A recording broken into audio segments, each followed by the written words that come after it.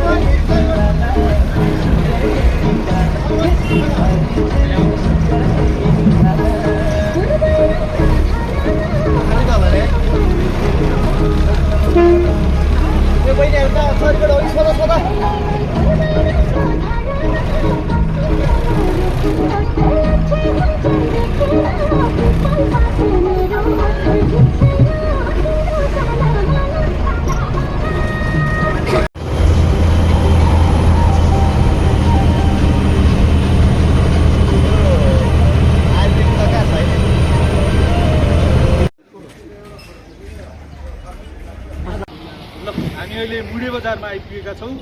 हामी महालक्ष्मी नगरपालिका वडा नम्बर 7 सागाथलीका बासिन्दाहरू हौँ र हामी छिमेकी दाईहरू सबै दाईभाइ सबै मिलेर आएको। जस्तो नरेश दाई, उहाँ शिव दाई, त्यसपछि हरिश सर, त्यसपछि अर्को शिव दाई, शिव बस्नेत, त्यसपछि गरेर हाम्रो दिपक दाई गरेर 6 जना हामी बिहान हिँडेर आइपुगेका छौँ। म त भनिहालेँ। त्यसपछि यताबाट सैलुङ जाने बाटो, अब यतातिरबाट जाने बाटो हो।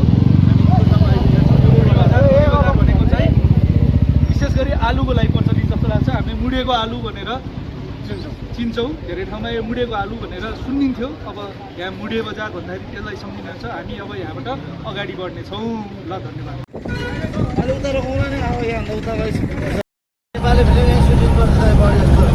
यहीँनिर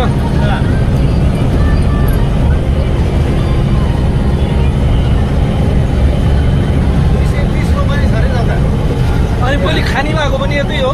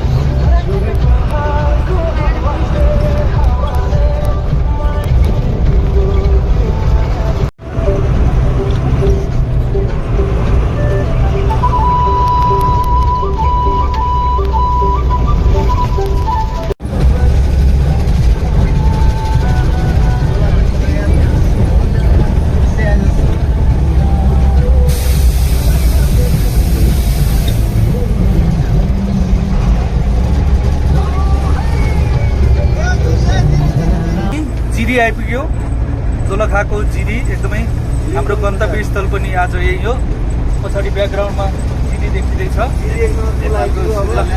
नेपालको स्विजरल्यान्ड।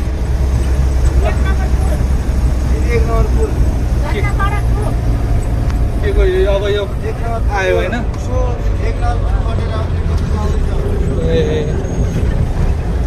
ल,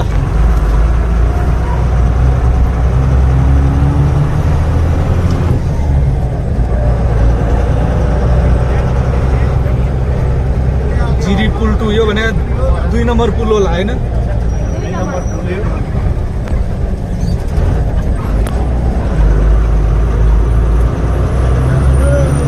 यसले के भन्छ झन्डा park?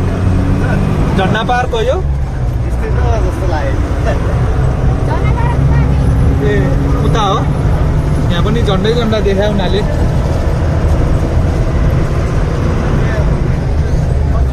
Clean Jiri, green Jiri, organic Jiri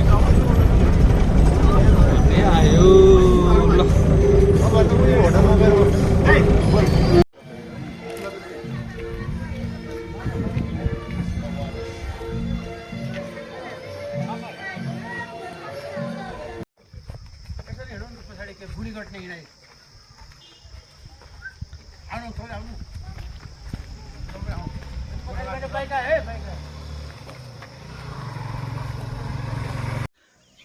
हामी अहिले जिरी प्राविधिक शिक्षालय जिरी नगरपालिका 5 दोलखा अगाडि छौँ।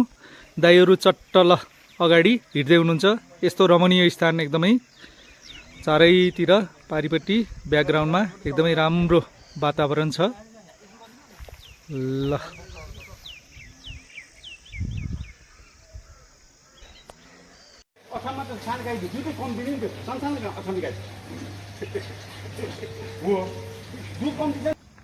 ओके, हामी चाहिँ अहिले तेन्जिङ हिलारी स्मृति पार्कमा छौँ। यो एकदम ऐतिहासिक स्थल हो, जिरीमा रहेको। यो जुन सगरमाथा चढ्ने बेला सन् 1953मा सगरमाथा आरोहण गर्नुभन्दा पहिले तेन्जिङ नोर्गे शेर्पा र एडमन्ड हिलारी यही स्थानबाट अगाडि बढेका थिए भनिएको छ। हारित रेग्मी सरले यसको बारेमा छोटो जानकारी दिँदै हुनुहुन्छ। नर्मल्ली हाम्रो के हुन्छ भनेपछि ठुलो माछाले सानो माछा खान्छ भने जस्तै ठुलो र शक्तिशाली देश भएपछि सानो देशलाई अथवा सानो उसलाई जहिले पनि हेपेको अथवा चेपेको अथवा आफू मात्रै हो भन्ने किसिमको देखाइन्छ। जहाँसम्म हामी हाम्रो तेन्जिङ नोर्गे शेर्पाको जो प्रथम सर्वोच्च शिखर सगरमाथाको आरोही हुनुहुन्थ्यो, उहाँको बारेमा भन्दा उहाँ आफ्नो अन्तिम अवस्थामा जबकि उहाँले सगरमाथा चढिसकेको केही समयपछि अन्तिम अवस्थामा उहाँ इन्डियाको अथवा दार्जिलिङतिर बस्नु भएको थियो। त्यो बसोबास भइसकेपछि इन्डियाले के दाबी गरेका थियो भनेपछि पहिलोचोटि सगरमाथा चढ्ने हाम्रो भारतीय नागरिक हुन् भनेको थियो। तर उसले 100% दाबी जुटा गरेको थियो, किनकि तेन्जिङ नोर्गे शेर्पा चाहिँ उनी जहिले पनि नेपालको थिए, नेपालको हुनेछन् र नेपालको रहिरहनेछन्। अनि त्यसको जवाबमा चाहिँ के भनेको थियो कि अहिले तेन्जिङ भारतमा तमाम होला नि, तल पहिलोचोटि सगरमाथा चढ्ने तेन्जिङ भनेको नेपालको नै थिए भनेर यसरी भारतलाई जवाब फर्काइएको थियो। उहाँ त्यस्तै एउटा एकदम साहसी अद्भुत नेपाली हाम्रो तेन्जिङ नोर्गे शेर्पाको नजिकमा आएर उहाँको स्ट्याचुमा फोटो खिचाउन पाउँदा हामी साह्रै गौरवान्वित महसुस गर्दछौँ। हस्, धन्यवाद।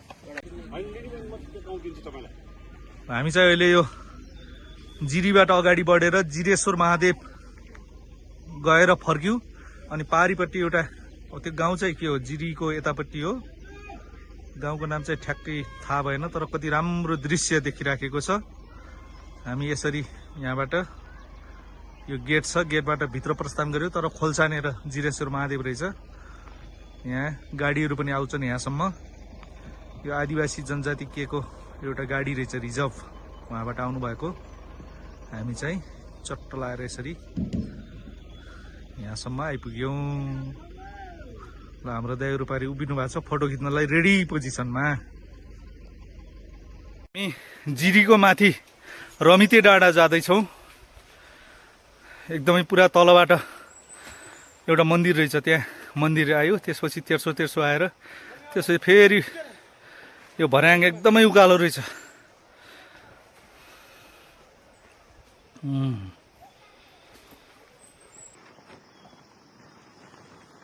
ओके, ल अहिले हामी जिरीको माथि रमिते डाँडामा छौँ।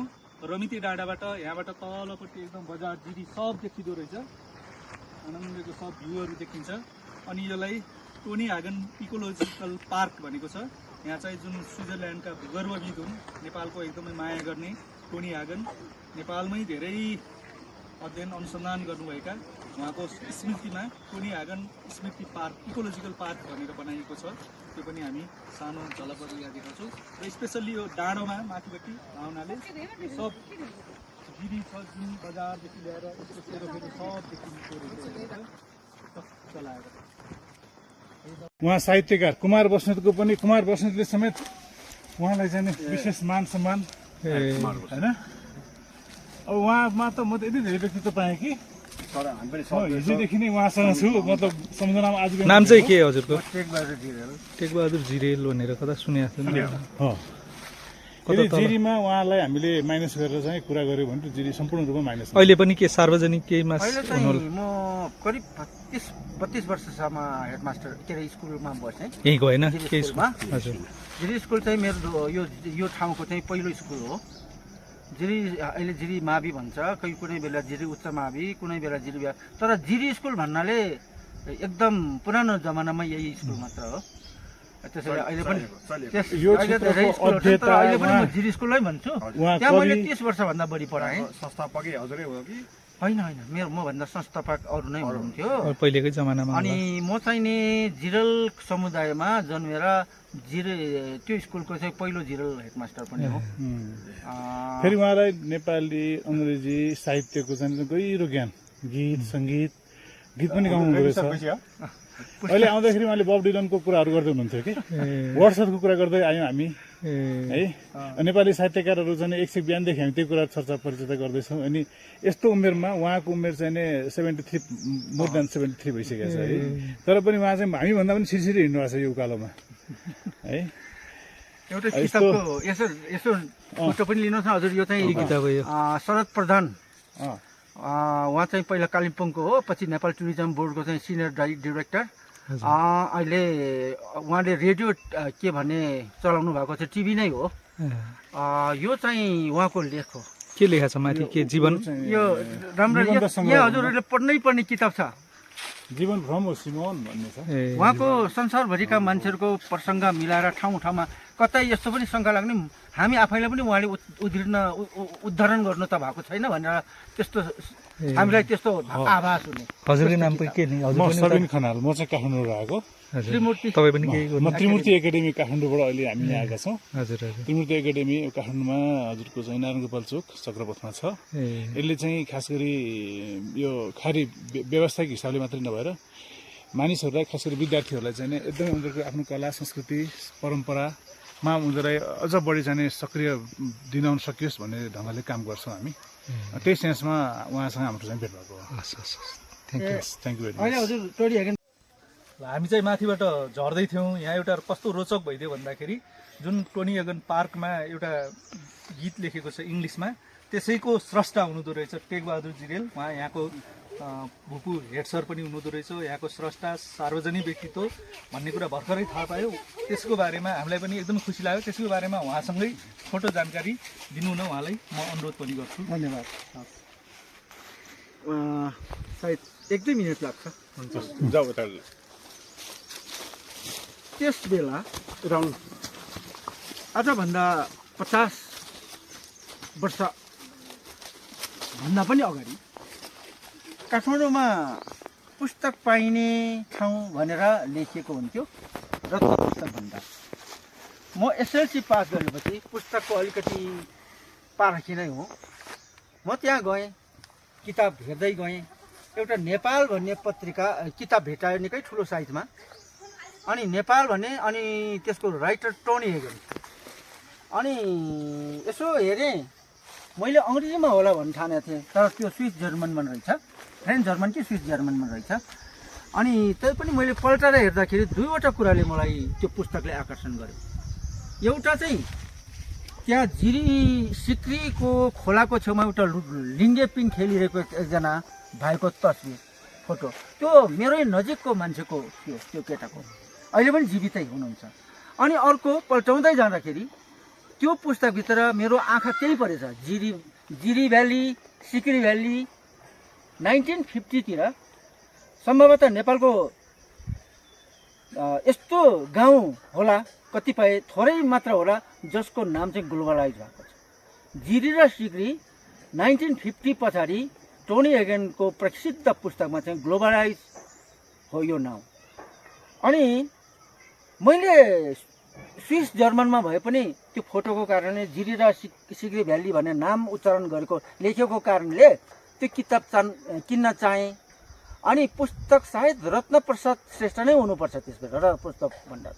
अनि उहाँले मलाई टाउकोदेखि शिरदेखि टाउकोसम्म हेर्नुभयो अनि उहाँले भन्नुभयो जुन एउटा पसलेले साउजीले ग्राहकलाई भन्दैन, उहाँले भन्नुभयो तपाईँले यो पुस्तक किन्न सक्नुहुन्न। अचम्म। अनि मैले भने साउजी पुस्तकको मूल्य कति रहेछ त्यति चाहिँ थाहा पाउन भनेपछि यो 300 भन्दा माथि छ भन्नुभयो। त्यस बेला मेरो विचारमा एउटा मावि शिक्षकको मासिक तलब हो त्यो, मैले किन्न सक्ने त कुरै भएन। अनि म निराश भएर फर्केँ। मैले 20-22 वर्ष पछाडि फेरि त्यही ठाउँमा पुगेँ, खोज्न थालेँ, तर त्यो पुस्तक यहाँ थिएन। हजुर। अनि मलाई के भयो, टोनी हेगनको विषयमा त्यसपछि त मलाई धेरै कुरा थाहा भइसकेको थियो। अनि टोनी हेगनले जिरी र सिक्री भनेर जिरीलाई ग्लोबलाइज गरेको हुँदा टोनी हेगनको एक दिन शालिक बन्नुपर्छ, त्यो इट वाज माई ड्रिम। अनि म्युनिसिपालिटी भएपछि टङ्क जिरेल फर्स्ट मेयर हुनुभयो, टङ्कबहादुर जिरेल। उहाँलाई यो कुरा भने, ल यो त ठिक कुरा हो, सही कुरा हो भन्नुभयो। उहाँले चाहिँ यो सबै बनाउनु भयो। उहाँको चाहिँ के, मैले त शालिकको कुरा गरेको थिएँ, तर उहाँले निकै ठुलो एरिया गरेर टोनी हेगन पार्क भनेर उहाँले राख्नुभयो। म यतिखेर टङ्क जिरेलप्रति अत्यन्तै आभारी छु। र पछि मैले नेपालीमा टोनी हेगनको बारेमा कविता लेखेको थिएँ, त्यसलाई अङ्ग्रेजीमा लेखेर त्यो मार्बलमा राखिदिनु पर्यो भनेर केही समय अगाडि त्यो लेखिदिएँ। जुन टोनी हेगनको बारेमा सुनेर टोनी हेगन फाउन्डेसन टिम नेपालका नेता बसन्त थापा अनि एकजना सर हुनुहुन्थ्यो, लेखक पनि हुनुहुन्छ नि बसन्त थापा हैन, उहाँहरू आउनुभयो। अनि त्यसपछि फर्चुनेटली त्यो साल भिजिट जिरी वर्ष पनि थियो। एउटा अन्तर्राष्ट्रिय नारी भिजिट जिरीलाई समेत अनुकूल हुने गरेर यहाँ आइदिनु भयो। वास्तवमा उहाँ चाहिँ टोनी हेगन पार्कमा त्यो आफ्नो पिताजीको साली हेर्न मैले के लेखेको रहेछु त त्यहाँ भनेर त्यो पढ्न आउनुभएको थियो। छोरी त्यो फोटो पनि छ, यसरी इतिहास जोडेको हुनाले त्यो त्यहाँ छ अहिले।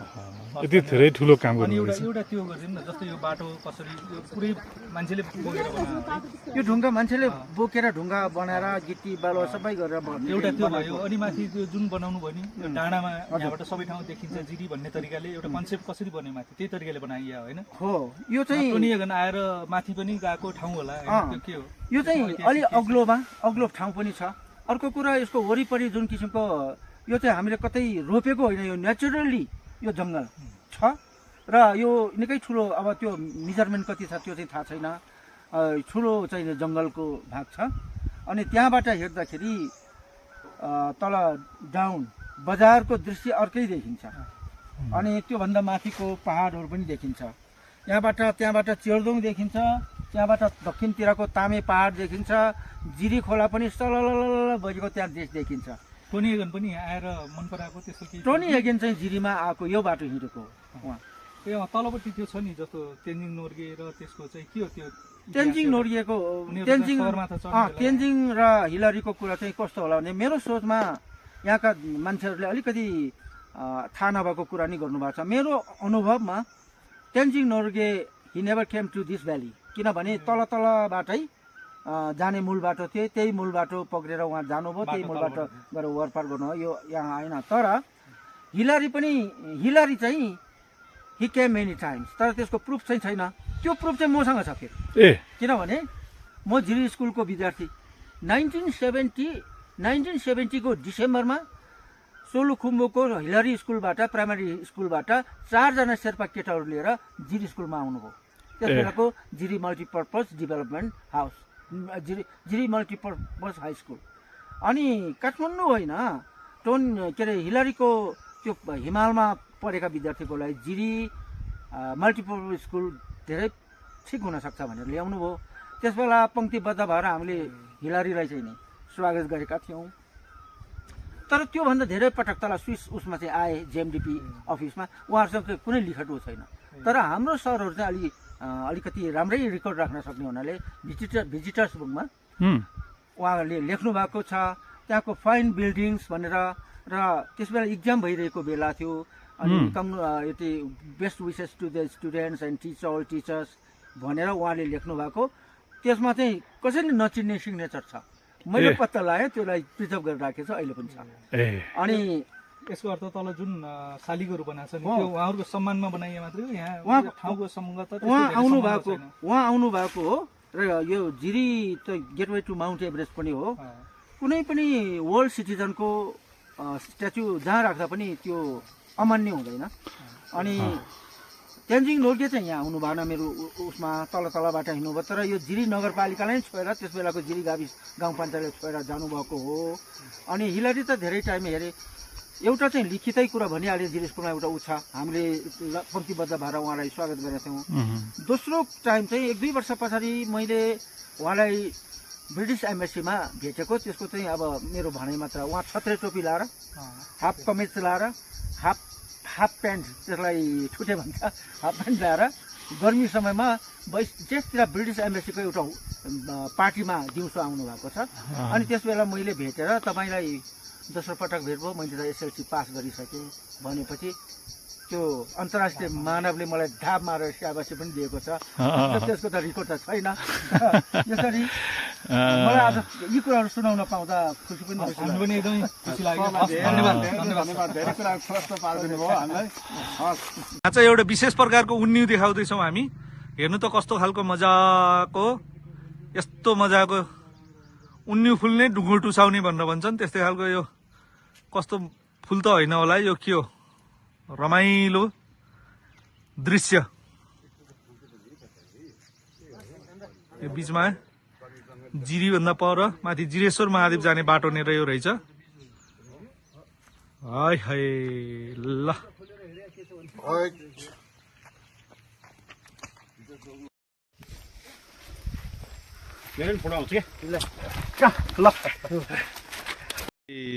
ल हामी अब सैलुङ प्रवेश गर्दैछौँ। सैलुङको प्रवेशद्वारमा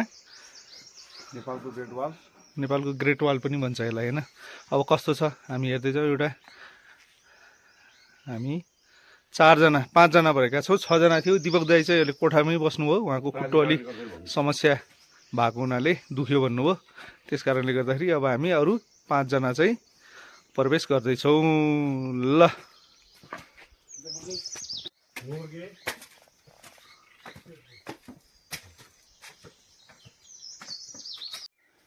नेपालका ग्रेट वाल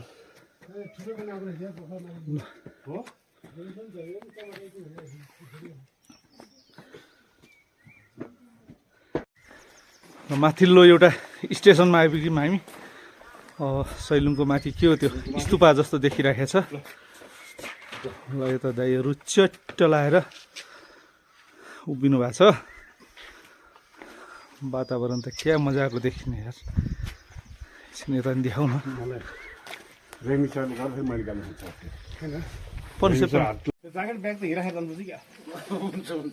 पछाडि आउनेलाई कम लाग्यो मेरो हो, कसैले सुन्नु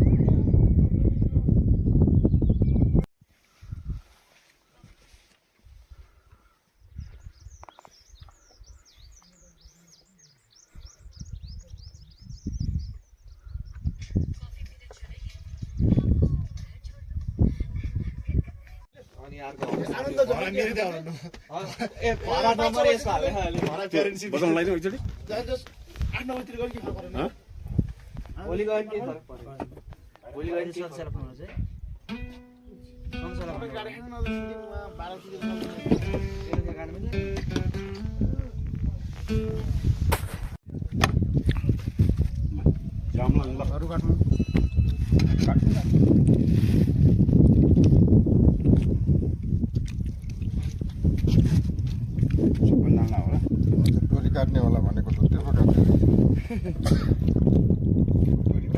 सर तपाईँ हजुर ल दुईवटा मैले लान्छु म दुईटा दुई चार पहिलो 7वटा 8वटा दिउँदैले लाइन होला नि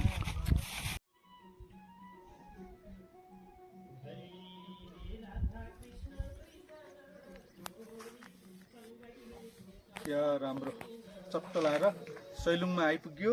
अब सैलुङको हामी तलबाट उताबाट आयौँ, हामी पछाडिपट्टिको भाग देखिरहेको छ। यतापट्टि रामेछाप भन्नुभयो एकजना दाइले, सायद होला। कति राम्रो चट्ट अब यतापट्टि पनि पाहाडीपट्टि झन्डाहरू छन्।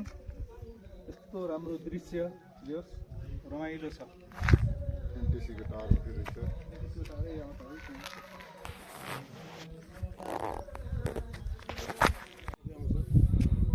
लाउनुहोस् ल हामी चाहिँ फाइनल्ली सैलुङ आइपुगेका छौँ।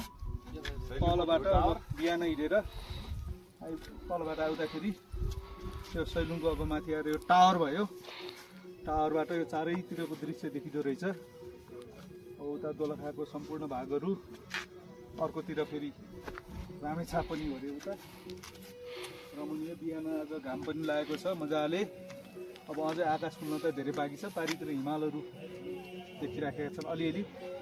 त्यहाँ पनि अब बादलले अलिअलि नदेखिने गरेको छ। तर पनि समग्रमा मौसम राम्रो देखिएको छ। ल थ्याङ्क यू।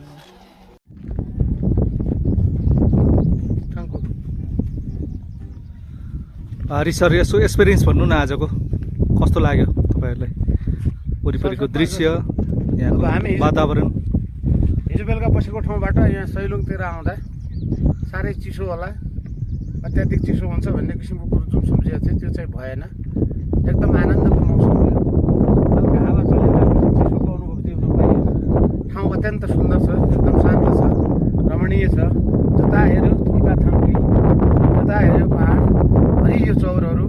मानौँ कि यो प्रकृतिको काखमा गलैँचा, हरियो कलरको गलैँचा नि ओछ्याएर बसे जस्तो हेर्दा चाहिँ त्यति सुन्दर र आनन्दको ठाउँ लाग्यो। पारी यताउति हिमालका श्रृङ्खलाहरू, हिमचुराहरू देखेँ। अनि बिचबिचमा घोडाहरू चलिराखेका चौरीचौरीको त्यति देख्न पाइएन। संक्षेपमा अत्यन्त राम्रो र बहुत आनन्द आयो। हस्, थ्याङ्क यू। ल अब हामीले हाम्रो लामो यात्रा समापन गरेका छौँ। एक प्रकारले हामी सैलुङमा आइपुगेका छौँ र सैलुङ पुगेर पनि फर्क्यौँ। अब बिच बाटोमा छौँ। अब यसपछि हामी तलतिर गएर हाम्रो यात्रालाई समापन गर्नेछौँ। हामीले जिरी हुँदै सैलुङसम्मको यात्रा समापन गऱ्यौँ। रमाइलो भयो। सम्पूर्ण दृश्यहरू एकदमै राम्रा देखिए। त्यसमध्येका केही दृश्यहरू क्यामेरामा कैद गरेका छौँ र यहाँ तपाईँहरूलाई प्रस्तुत गर्न सक्यौँ, प्रस्तुत गऱ्यौँ। ल सबैलाई धन्यवाद। हाम्रो युट्युब च्यानल हेरिदिनु भएकोमा एकदमै धन्यवाद।